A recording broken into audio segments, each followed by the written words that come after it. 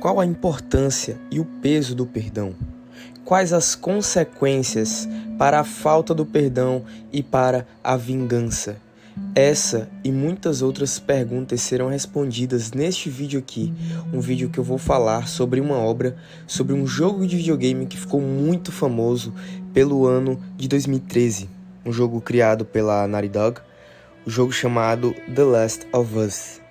The Last of Us fez tanto sucesso que teve a sua sequência, foi para um segundo jogo e agora também teve a sua série, publicada pela HBO, que já está perto também de lançar a segunda temporada. Pois bem, eu vim trazer aqui um aparato geral sobre esse jogo, um aparato tanto narrativo como também emocional, como nós podemos analisar o jogo The Last of Us também de maneira bíblica e vermos os pontos onde nós podemos falar e debater sobre algumas atitudes de personagens e acontecimentos do jogo que nos impactam, que nos trazem reflexões muito profundas acerca da vida. Quero iniciar aqui dizendo que este vídeo contém spoilers, então se você ainda não assistiu The Last of Us, corre para assistir e depois volta aqui pra gente debater junto, tá? Se você gosta de jogar, corre para jogar, ou então a gente tem várias gameplays aqui no YouTube, ou então se você gosta de série, você já pode assistir a primeira temporada, que é equivalente ao primeiro jogo, mas aqui eu vou abordar temas tratados tanto no primeiro como no segundo jogo. Principalmente no segundo, porque é o segundo que tem uma carga emocional muito maior, que é a qual eu vou querer falar aqui no vídeo de hoje. Mas é claro que para começar essa análise, eu preciso aqui trazer uma análise de maneira geral acerca do jogo.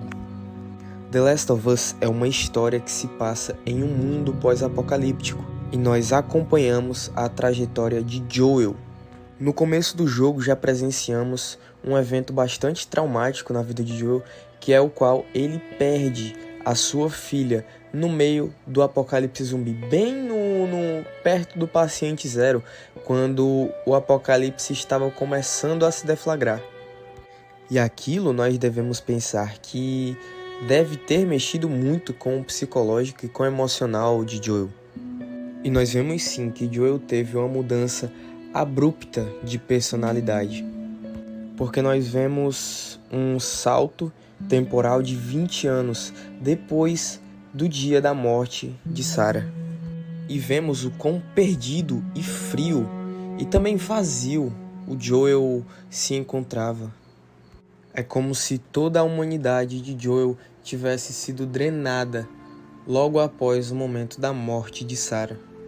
Mas também não só culpamos o luto pela morte de Sarah, que nunca foi superado por Joel, mas também culpamos as lamúrias do tempo, os sofrimentos e o tanto de vezes que Joel já poderia ter passado por situações de quase morte.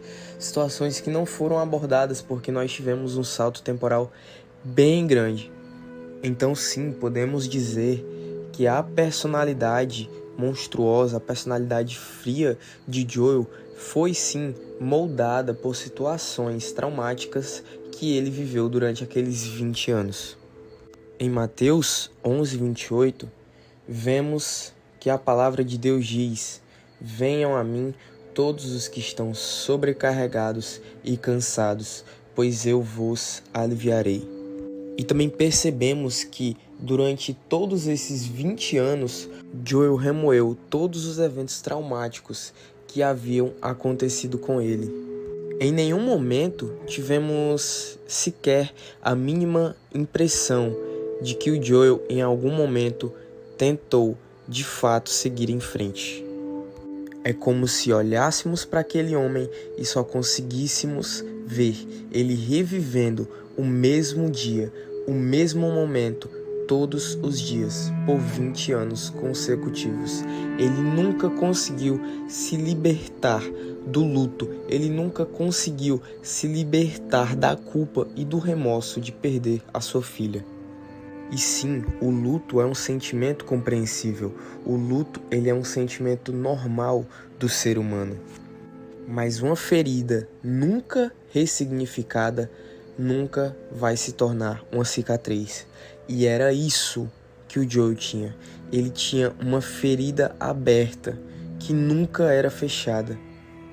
Então, seguindo a história, depois desses 20 anos, vimos que Joel está levando a sua vida como contrabandista. Ele e sua amiga Tess fazem trabalhos e serviços para diversas pessoas em troca de subsídios para sobreviver. E pelos cenários que passamos, é perceptível que o trabalho deles não é nada tranquilo. É um trabalho agressivo e sangrento. E sim, esse foi mais um motivo que corroborou a personalidade fria de Joel. Então passa um tempo e vemos que Joel e Tess vão atrás de um outro serviço, até que eles chegam a conversar com a líder de um grupo rebelde daquela época chamado Vagalumes. A líder dos Vagalumes, chamada Marlene, disse a Joel e Tess que eles tinham um serviço e que ela pagaria muito bem por esse serviço. Esse serviço era transportar uma carga de um local para um outro local, teoricamente atravessar o país com essa carga. Joel, até então, estava tranquilo com a ideia, só que ele ainda não sabia, não tinha sido informado qual era essa carga. Até que Marlene o informou de que a carga era uma garota. A missão de Joel era levar a garota de um ponto do país até outro ponto do país. Esta era a missão de Joel. Joel via ele como uma simples carga e ele via Joel como um simples segurança, sem mais laços do que isso. Só que Joel não imaginava que Ellie, a sua carga, era muito mais importante. Em um certo ponto da missão, um soldado para eles três, Joel, Ellie e Tess, e mede a temperatura. Assim, eles veem que a temperatura de Ellie está errada. E assim eles começam a suspeitar. E depois que eles começaram a suspeitar, a Ellie foi confrontada e ela disse que foi mordida há semanas e que não tinha sido infectada. Foi aí que caiu a ficha de Joel e que ele percebeu que a Ellie não era uma simples carga, mas sim a possível salvação da humanidade.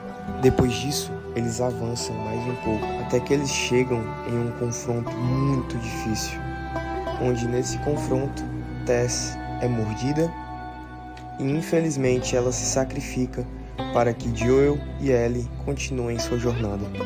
E a cada tempo que passa, nós deixamos de ver Joel e Ellie como carga e transportador e passamos a ver Joel e Ellie como pai e filha. Passamos a entender, passamos a perceber que Joel estava começando ali a ressignificar o seu luto, estava começando a preencher os espaços que há tanto tempo estavam vazios. É nos momentos ao lado de Ellie que nós vemos Joel dar sorrisos que mais pareciam um acontecimento improvável, dadas as circunstâncias e os cenários traumáticos que Joel já havia experienciado. Mas quando víamos suas interações com Ellie, o jeito que ele olhava para ela, percebemos que Joel não via mais Ellie como uma carga, mas sim como sua filha. E também falo de Ellie, porque Ellie cresceu sem seus pais, então ela também via em Joel um porto seguro. Ela via em Joel alguém que ela poderia confiar. Ela viu em Joel um pai que ela nunca teve. Então podemos pensar que esse foi um dos acontecimentos mais convenientes e lindos que poderiam acontecer nos videogames. E eu penso que sim, porque A conexão entre eles dois se encaixou de uma maneira tão bela e tão simples que foi impossível nós não vermos Ellie como filha de Joel e Joel como pai de Ellie. A trama desenrola por mais algum tempo, e quando eu digo mais algum tempo, são mais algumas diversas horas de gameplay até chegarmos no ponto final do primeiro jogo, onde eles conseguem chegar no hospital de pesquisas, e é lá onde eles descobrem que realmente a Ellie era a cura para toda a humanidade. O único problema é que para confeccionar essa cura, a Ellie teria que morrer, porque o vírus Cordyceps é um vírus que se desenvolve no cérebro, e para isso eles teriam que tirar amostras cerebrais da Ellie, e com isso ela morreria. Joel, quando descobriu isso, ficou estarrecido, ficou furioso, porque ele não imaginava perder Ellie. Ele não queria nem saber se a Ellie ia propor a cura da humanidade. Ele não queria nem saber a importância da Ellie. Ele só não se imaginava sem a sua filha. Ele não queria, mais uma vez, passar pelo trauma do luto, pelo trauma da perda. E, principalmente, por mais uma perda em um lugar onde ele já tinha sido machucado. E detalhe que ele estava desacordado, e quando ele acordou, o que ele descobriu? Isso tudo sobre a Ellie. Ele ficou furioso, e depois disso, ele foi procurá-la em tudo que era canto. Mas ele não foi procurá-la de uma maneira convencional, até porque ninguém permitiria que ele tirasse ela de lá. Então ele simplesmente se armou e foi atrás da Ellie. Ele literalmente varreu todo o prédio. Ele matou todos à sua frente. Até que finalmente chegamos à cena da sala cirúrgica. Essa é a cena mais importante, não só do primeiro jogo, mas também do segundo. Quando Joel entra dentro da sala cirúrgica e vê Ellie em cima da mesa cirúrgica, ele não se contém e assassina friamente todos os médicos que estavam dentro da sala cirúrgica, e a Ellie desacordada, sem saber de nada. Joel então pegou Ellie e saiu correndo de lá. No meio do caminho, ele se encontrou com Marlene, aquela que havia designado a missão de transporte a Joel. Joel então mata Marlene também, para assim fugir com Ellie. Quando eles já estavam a uma distância segura, Ellie perguntou para ele o porquê de nada ter dado certo.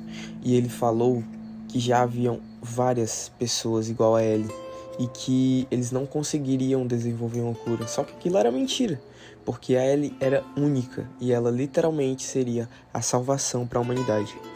E a Ellie perguntou mais de 2 vezes, e sempre que ela perguntava, ele jurava. E assim acabou o primeiro jogo, com Joel jurando para Ellie acerca de uma mentira. Certo, conseguimos perceber aqui no primeiro jogo o amor, a força do amor de um pai, o quão influente isso pode ser. E bem, no segundo jogo, as coisas dão uma piorada. Vamos começar do início do segundo jogo. Alguns anos depois de Joel ter resgatado a Ellie, eles foram morar em uma cidade onde Tommy, o irmão de Joel, morava. Em uma de suas patrulhas, Ellie foi procurar e foi fazer uma varredura no hospital onde ela seria operada. E naquele hospital, ela encontrou o gravador do cirurgião, onde ele relatou que Ellie era única, que nunca ele havia visto algo parecido e que sim, ela seria a salvação para a humanidade. Ellie então ficou extremamente decepcionada e frustrada com Joel, porque Joel era a pessoa em quem ela mais confiava e ele quebrou sua confiança. Ellie, mais uma vez, perguntou e pediu para Joel contar a verdade a ela, e dessa vez Joel contou tudo. Ellie ficou simplesmente sem chão. Ellie não queria acreditar que sua vida toda havia sido uma mentira, que o seu propósito havia sido cerceado por aquela pessoa que deveria protegê-la, que deveria confiar nela. Pois mesmo que o tratamento, mesmo que a cirurgia pudesse matá-la, aquela escolha não era nada mais, nada menos do que dela mesma. Ou seja, aqui temos dois lados errados. Temos o lado de Joel, que está errado porque ele não deu o direito de escolha para Ellie, e também temos o lado dos vagalumes, porque eles em nenhum momento disseram e informaram a Ellie a real situação. Então, acima de tudo, Ellie se sentiu usada e também se sentiu traída. Se sentiu usada pelos vagalumes e se sentiu traída por Joel, por aquele que ela considerava o seu pai. Ellie passou mais de 3 anos de mal do Joel. Ela ainda falava com ele, mas monossilábica. Ela ainda falava com ele, mas sem o mesmo sentimento de antes. Ela não conseguia mais confiar e vê-lo como o pai que ela ouvia. Aqui podemos ver que a quebra de confiança trouxe prejuízos irreparáveis, porque assim Joel havia visto e havia sentido que tinha perdido mais uma vez a sua filha. Agora guardem essa informação de que Ellie passou mais de 3 anos de mal do Joel, sem falar com ele direito e principalmente sem perdoá-lo. Ela não havia ainda perdoado o que Joel tinha feito com ela. E então, em um dia de neve, veio o maior inimigo de Joel, o destino, as consequências dos seus atos. Joel estava em uma patrulha com Tommy, seu irmão, e durante essas patrulhas ele encontrou uma moça que estava em apuros e estava sendo perseguida por inúmeros infectados. Ele resolve então ajudá-la e ela também resolve ajudá-los, levando-os para um abrigo onde ela está abrigada junto com outras pessoas. Mas bem, quando eles chegam lá, Joel e Tommy descobrem que nada era o que parecia. Tudo aquilo na verdade era uma emboscada, e aquilo havia sido montado para que Joel e Tommy estivessem lá. Naquele momento, a moça que estava em apuros, chamada Abby, começa a torturar brutalmente Joel e batê-lo muito forte com um taco de golfe. As cenas são muito pesadas, principalmente para fãs do primeiro jogo, porque nós víamos uma pessoa que marcou muito a história do primeiro jogo, porque nós jogamos com ele e nós o vimos naquele estado deplorável, naquele estado brutal. Ele estava destruído, e ver aquilo mexe emocionalmente com as pessoas que jogaram o primeiro jogo e gostaram pra caramba do primeiro jogo. E ela então resolve ir atrás de Joel e procurá-lo. Quando ela resolve procurá-lo, ela acaba se deparando com a casa onde o grupo estava, e o grupo acaba prendendo ela também. E ela presencia o brutal assassinato de Joel. Ou seja, Joel é torturado e morto na frente de Ellie. O primeiro pensamento de Ellie, como que um reflexo natural, foi de vingança. Esse foi o primeiro pensamento e também a primeira ação. Assim que ela foi libertada pelo grupo, ela iniciou a sua caçada. Ela matou a sangue frio muitos dos integrantes que estavam envolvidos no assassinato de Joel. Matou até mesmo uma mulher grávida que estava no grupo das pessoas que assassinaram Joel. Até esse momento, todos os jogadores também estavam estarrecidos de ódio pela pessoa que matou Joel, uma pessoa tão importante para o primeiro jogo. E é incrível como o ódio, ele também descarta a motivação muitas vezes, porque nós cegos de ódio e querendo buscar a vingança, querendo matar a Abby, a mulher que assassinou a sangue frio Joel, nos abstemos do famoso benefício da dúvida e nos abstemos da análise. Nós só queremos, a todo custo, a vingança contra Abby. E aí o caminho se desenrola até que nós chegamos em um certo momento em que sim, a mesa vira e nós começamos a controlar Abby. Então nós jogamos uma boa parte do jogo com a Abby. E boa parte do jogo que nós jogamos com a Abby, nós jogamos contra a nossa vontade, porque nós tínhamos ódio da Abby. Então nós não nos imaginávamos jogando com o vilão, né? O vilão, entre aspas, porque nessa história não existe vilão ou herói, não existe. E então, em uma parte do jogo, nós vemos que o pai de Abby era o cirurgião que estava coordenando a cirurgia de Ellie. E então podemos ver que Abby também estava movida por vingança. Ela também tinha a sua motivação iniciada na vingança, pois ela buscava Joel para matá-lo e vingar a morte de seu pai. E é como a palavra de Deus nos fala, que um abismo puxa outro abismo. Nós vemos que um ato de vingança, um ato vingativo, puxou outro ato vingativo. E tudo isso começou com um ato vil e cruel de Joel, quando ele assassinou a sangue frio o médico cirurgião que era pai de Abby. E tudo começou daí. Só que Abby, a partir do momento que ela se vingou, ela também trouxe sangue para debaixo da sua casa. E assim ela acabou perdendo todos os seus amigos. Só que Abby, durante o jogo, poupou a vida de Ellie 3 vezes. E o porquê que aconteceu isso? Porque Abby entendeu mais cedo do que Ellie que a vingança não ia trazer nenhum benefício para ela. E por que ela entendeu isso mais cedo do que a Ellie? Porque a vingança da Abby aconteceu muito antes da Ellie começar o seu projeto de vingança.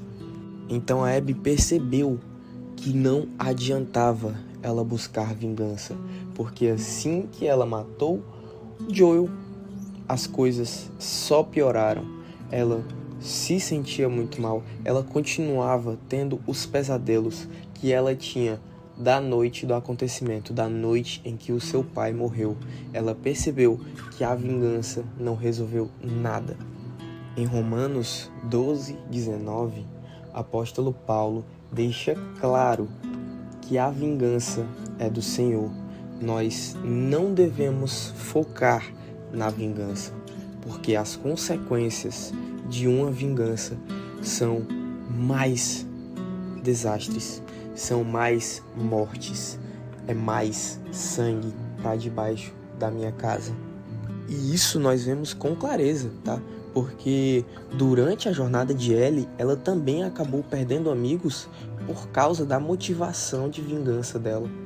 E aí, no momento final, onde as duas se degladiam em uma ilha, as duas desnutridas, muito fracas, você vê que quando o jogo começou, Abby era super forte e a Ellie... Ok, que a Ellie sempre foi raquítica, né? Mas você via que ela era um pouco mais nutridinha do que o momento em que ela estava na ilha lutando com a Abby. Então você vê nesse momento o percurso exaustivo da vingança, o percurso excruciante da vingança. Então não é só o momento em que você se vinga que é ruim, que é negativo, mas é todo o processo. Você vê que todas as noites a Ellie tinha pesadelos, todas as noites a Abby tinha pesadelos, e elas sofriam com isso, porque elas iam atrás de uma coisa que não era para elas, de uma coisa que não era dirigida para elas, porque o próprio Deus diz que nós não devemos focar em atos vingativos, porque a vingança nos traz morte, a vingança nos traz ruína. E quando nós não aprendemos a perdoar e ressignificar nossas marcas, as feridas nunca vão sarar. E aí, para mim, o ponto mais impactante de todos é que um pouco antes de Joel morrer, na noite anterior, Joel e Ellie tiveram uma conversa bem difícil, bem complicada, onde Joel disse para Ellie que se ele tivesse a chance, que se Deus desse a chance de ele fazer tudo diferente, ele fazia tudo exatamente do mesmo jeito. E nesse momento, a Ellie disse: eu não sei se algum dia eu vou conseguir te perdoar, mas eu estou disposta a tentar. E essa frase é muito pesada, porque nós vemos que o Joel morreu, o Joel partiu sem saber se realmente algum dia ele teria o seu arco de redenção com a Ellie. E também é um sentimento horrível para Ellie, porque ela vai se sentir culpada, ela vai sentir mais remorso do que saudade do Joel, porque ela vai se arrepender de não ter o perdoado quando havia tempo.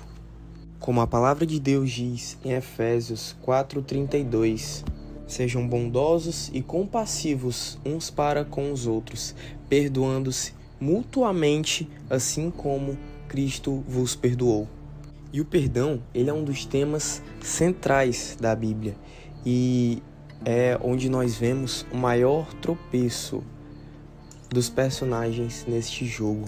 É a falta de perdão, tanto a falta de perdão para consigo mesmo, que é a famosa autocompaixão, como também a falta de perdão para com o seu próximo, principalmente para com o seu próximo mais querido, como Joel e Ellie, com o fato de Ellie não ter perdoado Joel a tempo, e assim ela viver muito mais com remorso do que com uma saudade propriamente dita de Joel. E uma das cenas que me tocou muito também foi uma cena que aconteceu alguns anos antes de Joel partir, antes de Joel ser assassinado, onde ele ensinou Ellie a tocar violão.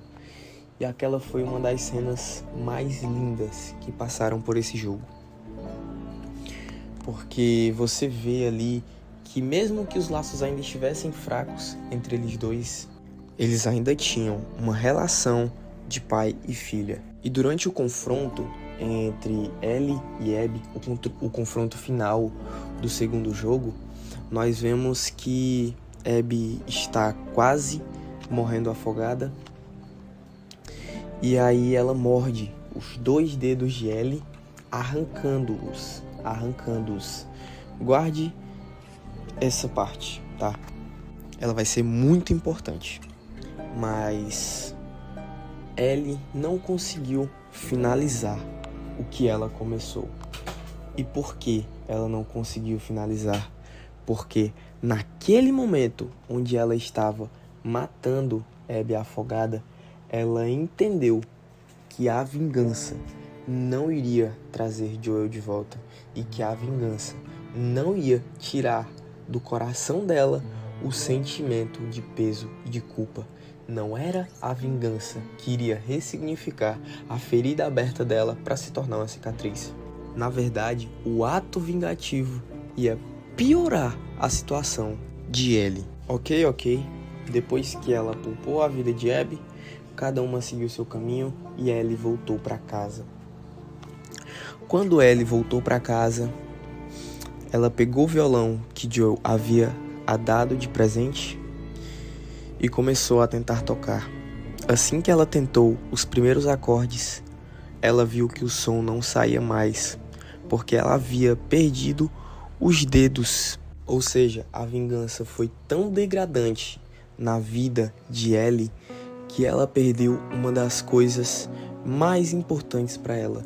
Ela perdeu a chance de acessar a única memória que ela tinha com Joel, que era tocar violão. E não só isso, mas Ellie perdeu tudo. Ela perdeu a memória que ela tinha com Joel, ela perdeu as pessoas que ela amava, ela perdeu o seu pai e ela também perdeu uma nova chance de recomeço. Ela perdeu a chance de perdoá-lo no momento certo. A saga The Last of Us não fala sobre vingança. Ela fala principalmente sobre perdão e sobre como a falta dele afeta negativamente nossas vidas e como a vingança não resolve os nossos problemas. Deus nos traz a orientação de que devemos perdoar as pessoas que nos ofendem, devemos perdoar as pessoas que nos machucam, porque é assim que nós demonstramos superioridade através dos dilemas e não nos vingando, porque a vingança pertence ao Senhor apenas. Nós não podemos nos sentir injustiçados com situações que acontecem conosco, porque o nosso Deus é por nós e Ele vai cuidar de nós. Porque Ele nos ama, Ele quer nos ver bem e Ele quer principalmente ver a nossa predisposição a perdoar todas aquelas pessoas que nos ofendem. Então é isso, esse foi o vídeo de hoje, espero que vocês tenham gostado. Esse foi um vídeo mais longo, né? Um vídeo com um formato bem diferente, tanto do primeiro como do segundo. Ele foi um pouco mais semelhante com o último que eu publiquei, mas ele ainda saiu um pouco da reta porque ele teve uma duração mais esticada. Eu espero que você tenha gostado. Se você gostou, compartilha para alguém que você imagina que precisa ver esse conteúdo. Que Deus te abençoe e até a próxima.